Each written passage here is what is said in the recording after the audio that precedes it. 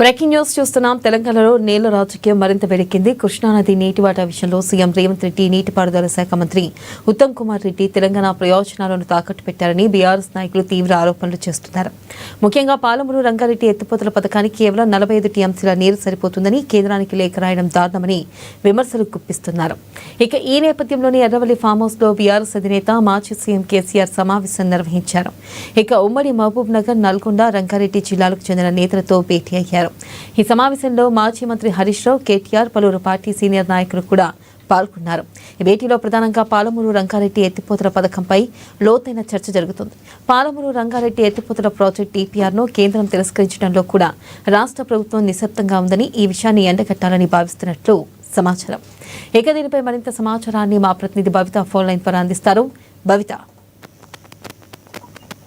ఈ రోజు Erravalli farm house లో కేసీఆర్ అధ్యక్షతన ఒక కీలక సమావేశం జరిగింది. మరి కాసేపట్లో ఈ సమావేశం కూడా ప్రారంభం కానుంది. ఇప్పటికే అక్కడికి మాజీ మంత్రులు, ఎమ్మెల్యేలు, సీనియర్ నాయకులందరూ కూడా చేరుకున్నటువంటి పరిస్థితి. అయితే ముఖ్యంగా ఏదైతే మొన్న తాజాగా కేసీఆర్ బీఆర్ఎస్ ఎల్పీ సమావేశం నిర్వహించారో ఆ సమావేశం సందర్భంగా కృష్ణా జలాల అంశం కావచ్చు, పాలమూరు రంగారెడ్డి ప్రాజెక్టుకు సంబంధించి కావచ్చు, ఉమ్మడి మహబూబ్ నగర్ జిల్లా పూర్తి స్థాయిలో ఇప్పటికే వెనుకబడిపోయినటువంటి ప్రాంతంగా గుర్తించాం. ఇప్పటికి కూడా అదే అట్లానే కంటిన్యూ అవుతుంది.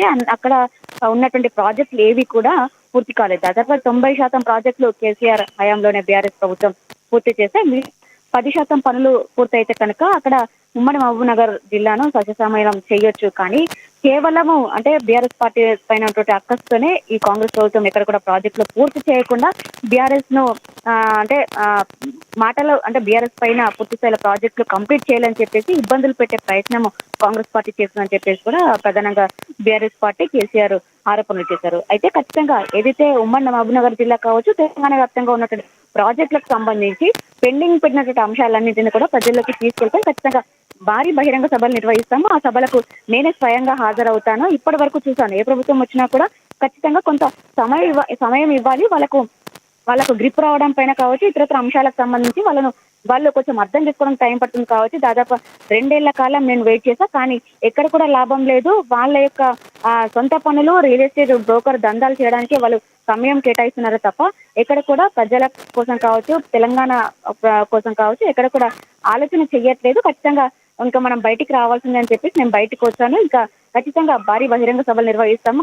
గ్రామాన కాంగ్రెస్ ప్రభుత్వం చేస్తున్నటువంటి అరాచకాలను ఎండగడతామంటూ కూడా కేసీఆర్ ప్రెస్ మీట్ లో కూడా చెప్పినటువంటి నేపథ్యం కనబడుతుంది. అయితే అందులో అనుగుణంగానే ఏదైతే జనవరి మాసంలో జనవరి 2వ వీక్ లో ఉమ్మడి మహబూబ్ నగర్ జిల్లాలో ఏదైతే భారీ బహిరంగ సభ నిర్వహించాలనుకున్నారో అది తేదీ, దానికి సంబంధించినటువంటి సభకు సంబంధించినటువంటి జన సమీకరణ కావచ్చు, అక్కడ అంటే ఎలాంటి అంశాలకు దృష్టిలో పెట్టుకుని సభ నిర్వహిస్తున్నామో అలాంటి అంశాలన్నిటికి సంబంధించి ఈరోజు ఈ సమావేశంలో ప్రధానంగా చర్చించే అవకాశం కనబడుతుంది. అయితే ముఖ్యంగా ఏదైతే నీటి వినియోగం తక్కువగా ఉన్నటువంటి ప్రాంతాలు ఇటు ఉమ్మడి మహబూబ్ నగర్ కావచ్చు, నల్గొండ కావచ్చు, రంగారెడ్డి కావచ్చు, హైదరాబాద్ ఈ జిల్లాలకు సంబంధించినటువంటి నేతలందరూ కూడా ఇప్పుడే హాజరయ్యారు. మాజీ మంత్రులు కావచ్చు, ప్రస్తుతం ఉన్నటువంటి ఎమ్మెల్యేలందరూ కూడా ఈ జిల్లాలకు సంబంధించిన వాళ్ళందరూ కూడా హాజరయ్యేటువంటి పరిస్థితి కనబడుతుంది. అయితే ఈ ఉమ్మడి రంగారెడ్డి, పాలమూరు జిల్లాకు సంబంధించినటువంటి ప్రాజెక్టులే కాకుండా ఇతరత్ర అంశాలకు సంబంధించి కూడా ఏదైతే నల్గొండ సభ కావచ్చు, రంగారెడ్డికి సంబంధించినటువంటి సభ కావచ్చు 3 బహిరంగ సభలు నిర్వహించాలని చెప్పి ఇప్పటికే ప్లాన్ చేసిన నేపథ్యంలో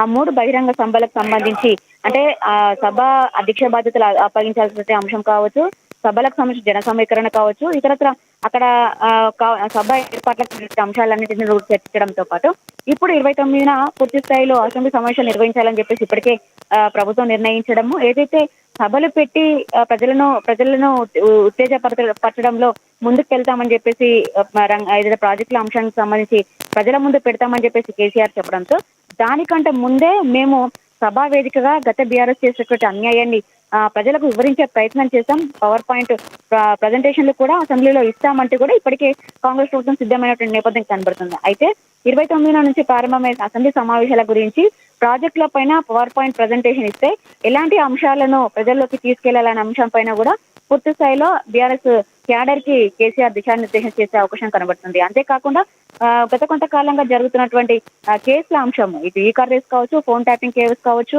కాళేశ్వరం అంశం కావచ్చు, ఇంకా ఇతరత్ర అంశాలన్నిటికి సంబంధించి ప్రస్తుతం ఫోన్ ట్యాపింగ్ అంశం చాలా కీలకంగా మారింది. ఇప్పటికే రాజకీయ వేత్తలకి ఎవరైతే అందులో ఇన్వాల్వ్ అయ్యారని చెప్పేసి ఇప్పటివరకు విచారించినటువంటి వాళ్ళు చెప్తున్నటువంటి వాళ్ళు ఎవరైతే ఉన్నారో, ఇటు హరీష్ రావు కావచ్చు, అటు కేటీఆర్ కావచ్చు, కేసీఆర్ కావచ్చు, ఖచ్చితంగా నోటీసులు ఇస్తామని చెప్పేసి ఇప్పటికే పూర్తి స్థాయిలో వార్తలు వచ్చినటువంటి నేపథ్యంలో ఒకవేళ నోటీసులు ఇస్తే కనుక ఎలా ముందుకెళ్లాలి అంశాలన్నిటి పైన కావచ్చు, ఇంకా ఇతరత్ర రాజకీయ అంటే ప్రస్తుతం తాజా రాజకీయాల అంశాలన్నింటినీ కూడా కేసీఆర్ వాళ్ళకు దిశానిర్దేశం చేసే అవకాశం అయితే కనబడుతుంది. Right, thank you Babita.